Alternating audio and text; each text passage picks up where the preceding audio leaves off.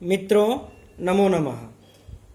व्याकरण के क्रमशः वीडियो में हम लोग जो पिछले वीडियो में पढ़े थे वह जो संधि थी पररूप संधि। अब उसके बाद आगे की जो सूत्र है उस पर हम लोग अध्ययन करते हैं, वह है आकाशवर्णीय दीर्घा। आकाशवर्णीय दीर्घा हम लोग क्रमशः पीछे अध्ययन कर चुके हैं। हम लोग यहाँ इस सूत्र तक आ चुके हैं, इसलिए जो लोग अगर पीछे का नहीं देखे होंगे वह पिछली वीडियो देख लेंगे। अब हम लोग इससे आगे बढ़ते हैं। यह सूत्र सभी लोग जानते हैं कि दीर्घ संधि, तो हमें नहीं लगता है इस पर कोई चर्चा करने या समय बिताने से कोई फायदा होगा। एक सिंपल सा सूत्र है, आसान सी संधि है, सभी लोग जानते हैं कि आ मिल करके आ होता है, या फिर आ मिले तो भी बराबर आ होता है, आ और आ मिले तो भी बराबर आ ही होता है।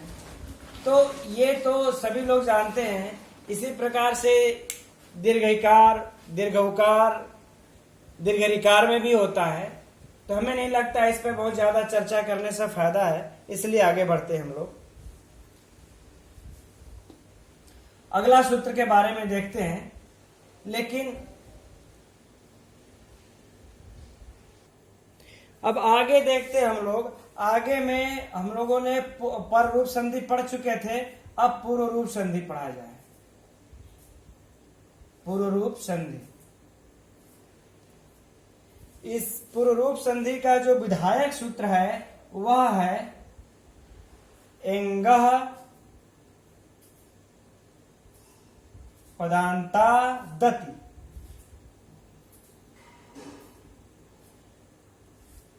यह हमारा पूर्व रूप संधि का विधायक सूत्र है, अर्थात विधि सूत्र है। यह कैसा सूत्र है? विधि सूत्र है।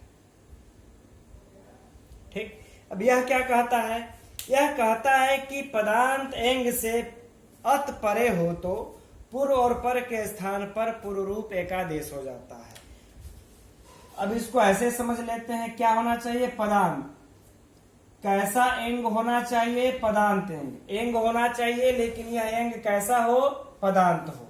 इसके बाद क्या होना चाहिए? अ होना चाहिए। तब क्या होता है? इस पदांत एंग और इसके जगह पर, यानी कि पूर्व और पर, इन दोनों के स्थान पर क्या आदेश हो जाता है? एक पूर्व रूप आदेश हो जाता है, पूर्व रूप एकादेश हो जाता है। पूर्व रूप एकादेश अर्थात दोनों के स्थान पर एक आदेश हो जाता है, पूर्व रूप एकादेश हो जाता है। इसका उदाहरण यह देते हैं हरेव। इसके उदाहरण में लिखते हैं हरेव। ठीक। इस हरेव में हम देखते हैं जो पद है क्या है? हरे। हरे धन औ, यह इसका विच्छेद होगा। यहां पर यह जो हरे शब्द है यह संबोधन का एक वचनांत है। एक वचनांत होने से यह शब्द क्या है? पद है। अब यह पद है, अंत में इसके क्या है? ए है ना? ह र, फिर देखिए ए है, धन औ। अब हमको पद में ए भी मिल गया, यह पद मिला है संबोधन एक वचन, इसके अंत में ए भी मिल गया। यही था कि पदांत एंग हो उसके बाद अ हो। तो देखिए पद है, पद के अंत में ए है, उसके बाद अ मिल गया। अब दोनों के स्थान पर, यहां दोनों के स्थान पर पूर्व रूप एकादेश हो जाएगा, अर्थात इन दोनों का स्थान पर पूर्व रूप एकादेश, यानी कि क्या आदेश हो जाएगा? ए। पूर्व में क्या है? पूर्व और पर दोनों के स्थान पर हो रहा था, तो पूर्व में क्या है? ए। तो यहां पर ए आदेश हो जाएगा, तो हो जाएगा ह र ए धन। अब क्या होगा? अ तो हट जाएगा, क्षमा कीजिएगा, अ जो है कि हट जाएगा, क्या हो जाएगा? वह। अब ए जो है क्या किसमें मिल जाएगा? ह रे। अब वह हम तो लिख देंगे, लेकिन किया क्या जाता है? हम जो ये अवग्रह का जो चिन्ह लगा देते हैं, इसको हम अवग्रह का चिन्ह बोलते हैं। ये जो अवग्रह का चिन्ह लगा हुआ है यहाँ पर, अब हम इसको लगाएं या न लगाएं, ये मेरे इच्छा के ऊपर डिपेंड करता है और लगाने वाले की इच्छा के ऊपर डिपेंड करता है। बस इससे क्या है कि यह पता चलता है कि यहाँ पर अ था, बस यही इस चीज को दिखाता है कि यहाँ पर अ था। तो यह आप, लेकिन इसको कुछ लोग आकार समझ करके उच्चारण करते समय हरे अव बोलेंगे, लेकिन अब यहाँ पर अ नहीं है तो हम उच्चारण करते वक्त हरेव बोलेंगे, हरे अव नहीं पढ़ेंगे, इसको हरेव बोलेंगे। यह है। इसी प्रकार से इसका अगला उदाहरण है विष्णु।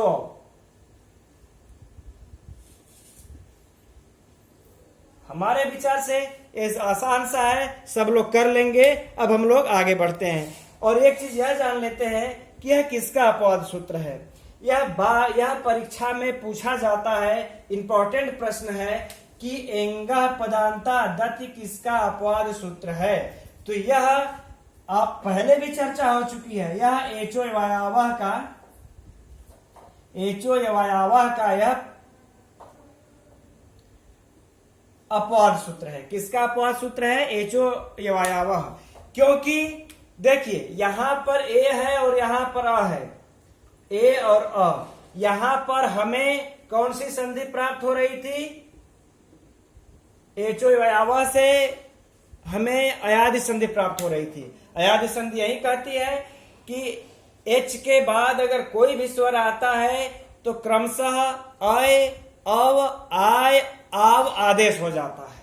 तो यहां पर तो हमें एचो यवायावह प्राप्त ही हो रही थी, लेकिन एंगः पदांता दति उसका निषेध करके अपना इस प्रकृति सूत्र से पूर्व रूप आदेश कर देता है। इसलिए यह किसका अपवाद सूत्र है? एचो यवायावह का। इसलिए इसे आप लोग याद रखिएगा, यह परीक्षा में पूछता है। अब हम लोग आगे बढ़ते हैं इससे। इसके जो अगला सूत्र है वह है सर्वत्र विभाषा गो। यह सूत्र क्या कहता है, इस पर ध्यान दे लेते हैं एक बार। यह कहता है कि सर्वत्र अर्थात सब जगह, सर्वत्र अर्थात सब जगह।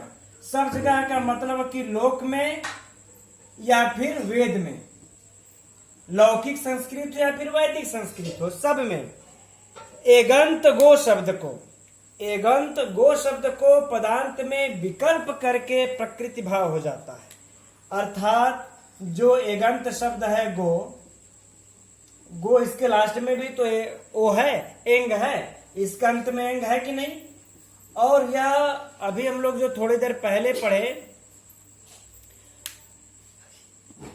एंगः पदांता दति, वो यही कह रहा था कि ये पदांत एंग के बाद यदि अ आता है तो दोनों के स्थान पर, पूर्व और पर के स्थान पर पूर्व रूप एकादेश हो जा रहा था। पूर्व रूप एकादेश यह कौन कह रहा था? एंगा पदांता दति। लेकिन यह कह रहा है, अब देखिए इसके लास्ट में एंग है, ओ है तो एंग प्रत्याहार के अंतर्गत आ ही जाएगा। जब ओ है तो इसके बाद अब क्या कह रहा है कि गो शब्द के पदांत को विकल्प करके प्रकृति भाव हो जाता है। अर्थात गो के बाद यदि अ आता है तो इसको विकल्प करके प्रकृति भाव हो जाएगा। आइए देखते हैं कैसे प्रकृति भाव हो रहा है। अब ग, इसके अंत में ओ है, इसके बाद अ है। अब इस एगंत, अब यहां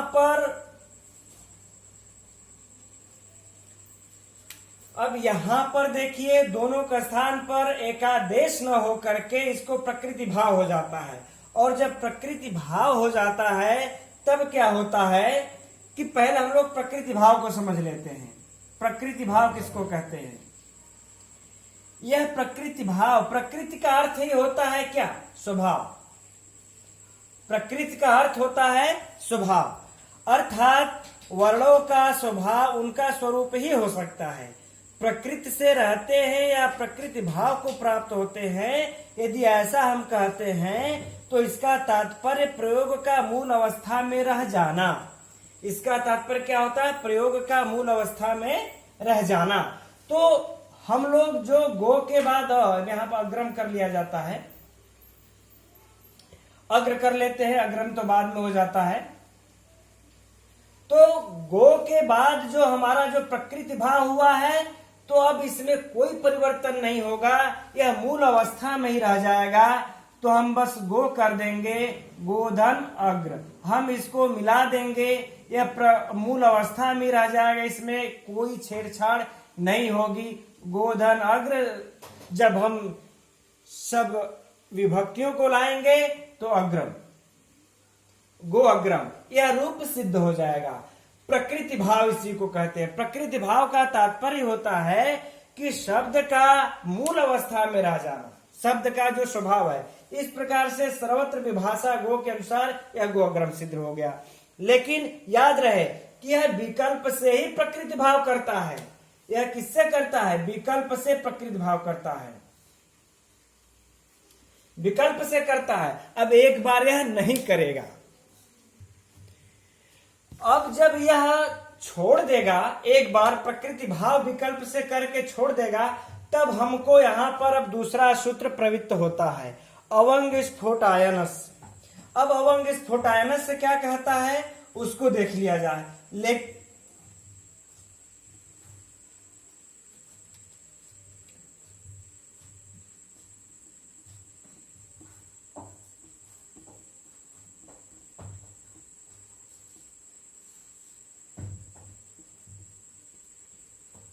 अवंग स्फोटायनस से क्या कहते हैं?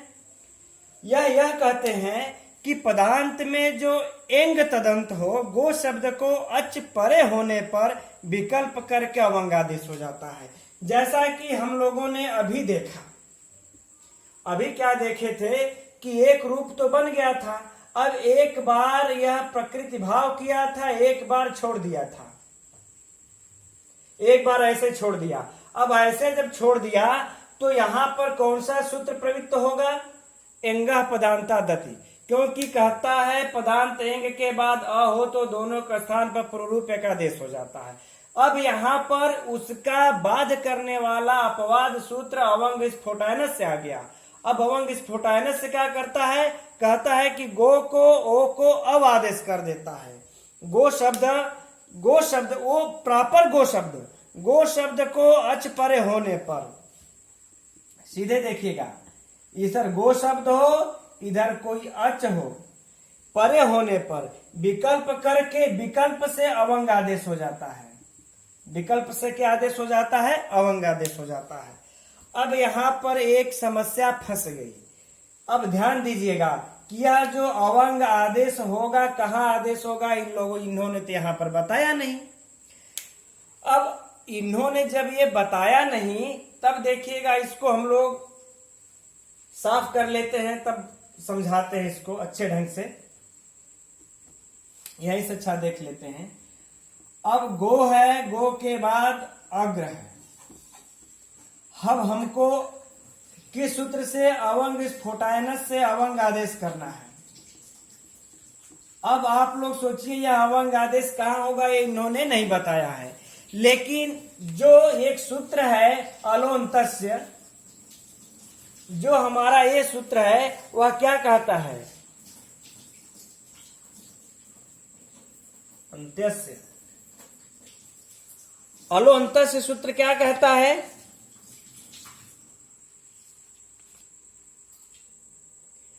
तो यह जो अवंग आदेश है अलोन्तस्य क्या कहता है कि जो आदेश, सूत्र कहता है कि आदेश स्थानीय के अंतिम अल को हो।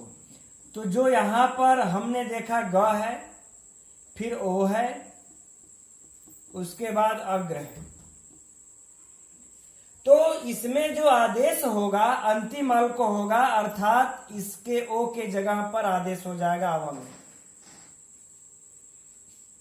यह आदेश हो जाएगा। लेकिन यहां पर एक सूत्र आता है अनेकालशित सर्वस्व, उस पर हम लोग अब निगाह डाल लेते हैं, उसको देखिएगा।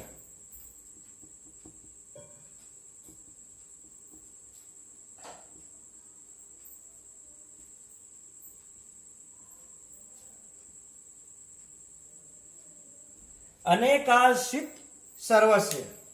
यह सूत्र क्या कहता है?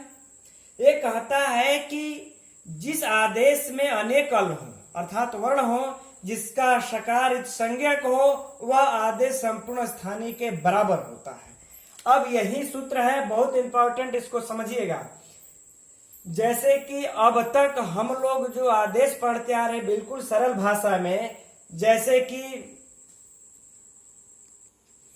जैसे अण संधि को ही ले लें तो हम लोग जो अब तक पढ़ते आए हैं, चाहे गुण को भी ले लें तो एक आदेश होता है। तो हमने जैसे ले लिया रमा धन, दूसरा ले लेते हैं, चलो 86 को ले लेते हैं महाधनिश। तो जो आदेश हो रहा है यहां पर एक आदेश हो रहा है, कहां पर? आ और ई के जगह पर आदेश हो रहा है ए जो आदेश हो रहा है, तो इस अलोन्तस्य सूत्र के द्वारा ही अंतिम अल को आदेश हो रहा है। यह अलोन्तस्य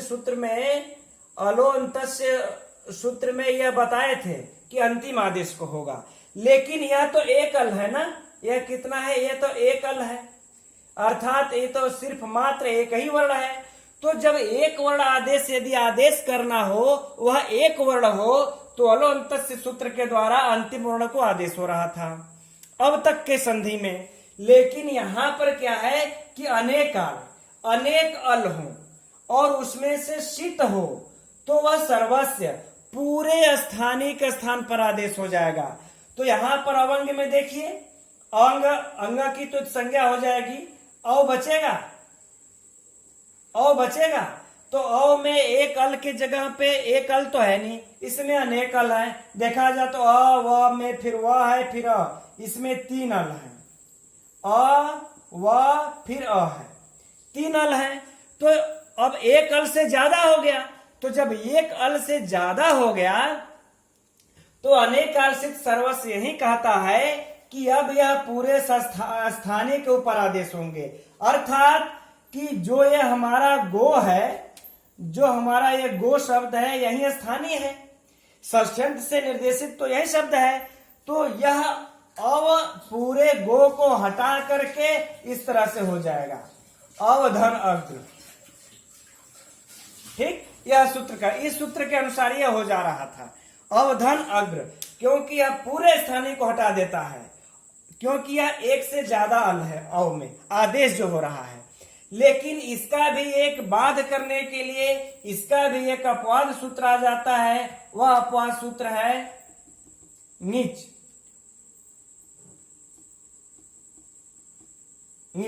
अब यह क्या कहता है? यह कहता है कि जिसमें अंगित हुआ हो, ऐसा कोई यदि आदेश करना हो तो उसमें अनेक अल होंगे, तो भी वह क्या होगा? अंतिम अल को ही आदेश होगा। ठीक, तो अब हम लोग यहां पर देखेंगे, ग ओ अंतिम अल यह था, फिर अग्र। अब यहां पर हमको आदेश करना है ओ को अवंग, यह आदेश करना था। तो अंग की इत संज्ञा हो जाएगी हलंत्यम से, फिर तस् से लोपा से लोप होकर के क्या बचेगा? अव तो बच गया। अब तो जो ये अंग हो रहा है यह इत संज्ञक है, तो अंग इत संज्ञा हो जाने से यह नीच के अंतर्गत आ जाएगा इस सूत्र में। तो कहेगा अंग जहां पे इत हो गया हो, ऐसे यदि अनेक अल रहेंगे तो भी अंतिम स्थानीय को ही आदेश होंगे, पूरे पर वह आदेश नहीं होंगे, अंतिम अल को ही आदेश होंगे। नहीं तो अनेक काल ने पूरे गो को ही साफ करने का प्लान बना लिया था, पूरे गो को साफ करके अव को आदेश कर देता। लेकिन नीच ने बचा लिया कि अंग यदि इत संज्ञा हुआ हो तो अंतिम अल को ही आदेश होगा, अर्थात अलो अंतस्य सूत्र का कार्य अब हो जाएगा। तो अब आदेश कर दिया, तो ग फिर अव धन अग्र। अब इसको हम क्या करेंगे? इसको हम मिला देंगे तो क्या हो गया? ग व धन अग्र। अब यहां पर कौन सा सूत्र काम करेगा? अकह सवर्णे दीर्घ। अकः सवर्णे दीर्घ, यहाँ पर सूत्र यह काम करेगा और इन दोनों में वृद्धि हो जाएगी। क्या हो जाएगा? गवाग्र। यह हो गया गवाग्र रूप बना। अब गवाग्र रूप बनने के बाद इसमें विभक्ति लाने पर क्या बन जाएगा? गवाग्रम। यह इसका रूप सिद्ध हो गया। अब मित्रों आप लोगों को लग रहा होगा कि ज्यादा हौच पौच हो गया, इतने से समझ आ गया हो तो ठीक है, नहीं समझ में आया होगा तो अब इसको समझने के लिए हम लोग जैसे परीक्षा में मिस न हो उसके लिए अब बता देते हैं कि कैसे करना है। यदि एग्जाम में आ जाए तो इसके कितने रूप बनते हैं, आइए उसको देख लेते हैं। पहले देखिए प्रकृति भाव के पक्ष में। प्रकृति भाव के पक्ष में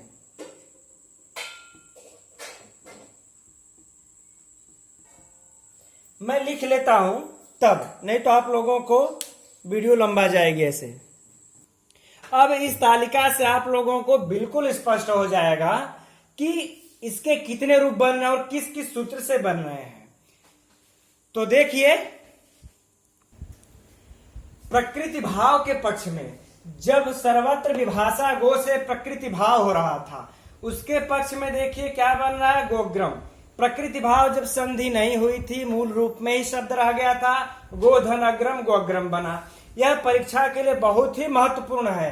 कभी कभी यह दे देता है कि इसमें से कौन सा शुद्ध रूप शुद्ध संधि है। शुद्ध कौन सा है? तो शुद्ध तो सारे हैं, तो इसलिए यह याद करना अत्यंत आवश्यक है। या गोग्रम में कौन सा सूत्र प्रवृत्त हुआ है? सर्वत्र विभाषा गो प्रवृत्त हुआ, ये वाला सूत्र। अब देखेंगे कि जब प्रकृति भाव नहीं होता है, जब प्रकृति भाव नहीं होता है तब उसके अभाव में कौन सा बनेगा? गवाग्रम। किससे? अवंग स्फुटायनस से। जब गो को अव आदेश हो जाएगा तब दीर्घ संधि हो करके गवाग्रम बनता है, अवंग स्फुटायन। यह भी पूछता है परीक्षा में, बहुत सारे परीक्षाओं में यह तो पूछता है, जनरली सब एग्जाम्स में।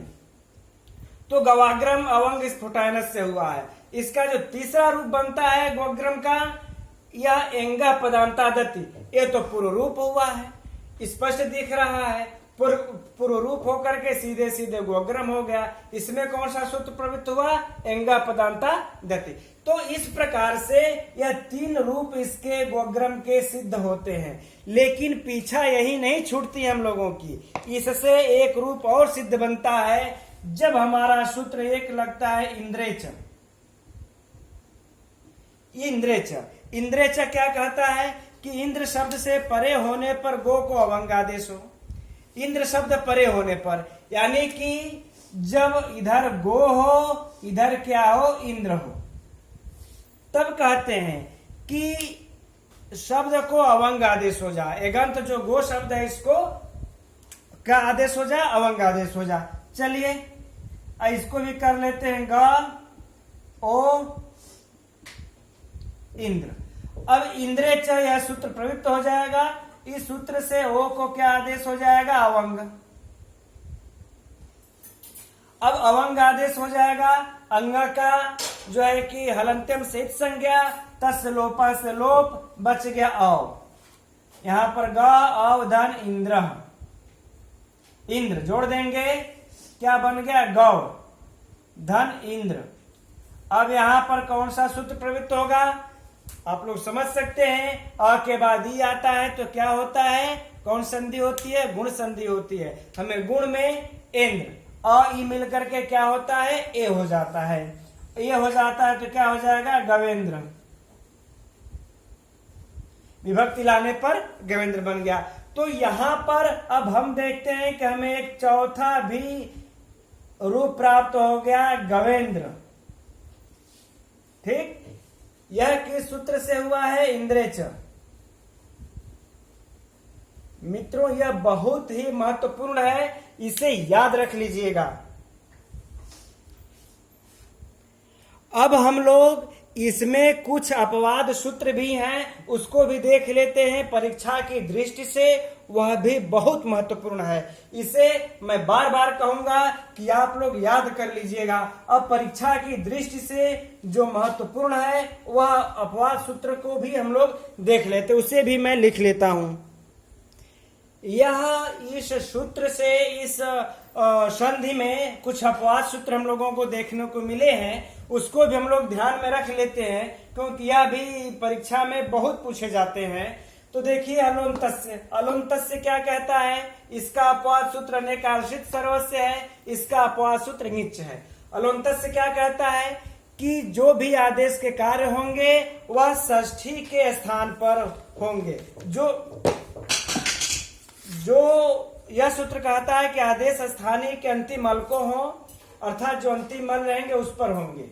लेकिन यह आकर के कहता है कि अल जो आदेश हो रहे हैं यदि वह एक से अधिक अल उसमें होंगे और वह स में जिसमें इत हुआ होगा, ऐसे आदेश पूरे स्थानीय के जगह पर हो जाएंगे, पूरे स्थानीय को हटा देंगे, अंतिम अल को नहीं होंगे, इसलिए इसका अपवाद हुआ। अब यह सूत्र नीच क्या कहता है कि यदि अनेक अल रहते हुए भी अंग जिसमें इत होगा वह फिर से उसी तरह इसी सूत्र के अनुसार काम करेगा, अर्थात वह अंतिम अल पर ही आदेश होगा। इसके बाद यह तीनों रहा, तो इसको हम लोग याद कर लेंगे। फिर एंगा पदांतादति, यह क्या कहता है? यह आपका यही कहता है यदि पदांत एंग हो, उसके बाद यदि आपका कोई भी अत परे हो, कोई भी नहीं अपरे हो, तो दोनों के स्थान पर, पूर्व और पर के स्थान पर जो है कि पूर्व रूप एक आदेश हो जाता है। यह उसका अपवाद करता है, यह उसका अपवाद सूत्र है अवंग स्फोटायन। यह क्या कह रहे हैं स्फोटायन जी आकर के? यह पाणिनि के मत में नहीं है, यह स्फोटायन एक आचार्य थे, वह बोल रहे हैं। यह कहते हैं कि यदि पद में जो एगंत है, गो शब्द है, उसके परे अच होगा तो विकल्प से अब आदेश हो जाएगा, इसलिए इसका अपवाद सूत्र हुआ। अब इसके बाद इंद्रेच आ गया, इंद्रेच, अब इसका अपवाद निकल गया। इंद्रेच क्या कहता है? यह कह रहा है कि इंद्र शब्द परे होने पर एगंत गो शब्द को अवंग आदेश हो जाएगा, तो यह इसका अपवाद सूत्र हो गया। इस प्रकार से यह अपवाद सारे सूत्र हैं, हमें इन सूत्रों का भी अध्ययन कर लेना चाहिए, यह भी परीक्षा में बहुत पूछे जाते हैं। यह कुछ उदाहरण है मित्रों, इसको कर लीजिएगा। संधि छेद करना है। अग्नेत्र, वायोत्र, रामोस्ति, नमोस्तु, सर्पोहम, संसारे धुना। इसी तरह से संधि करना इसमें ते धन अकर्मका, पुरुषो धन अत्र, ततो धन अन्यत्र, उपो धन अधिके च, को धन अपि, लोके धन अत्र। अब हम लोग ये पूरा हो गया। अब कल हम लोग प्लुत प्रगृह्य च नित्यम इति उद्देश्य द्विवचनम प्रगृह्यम आदि सूत्रों का अध्ययन करेंगे, जो कि प्रकृति भाव संधि के अंतर्गत ही आता है। तो तब तक के लिए नमो नमः।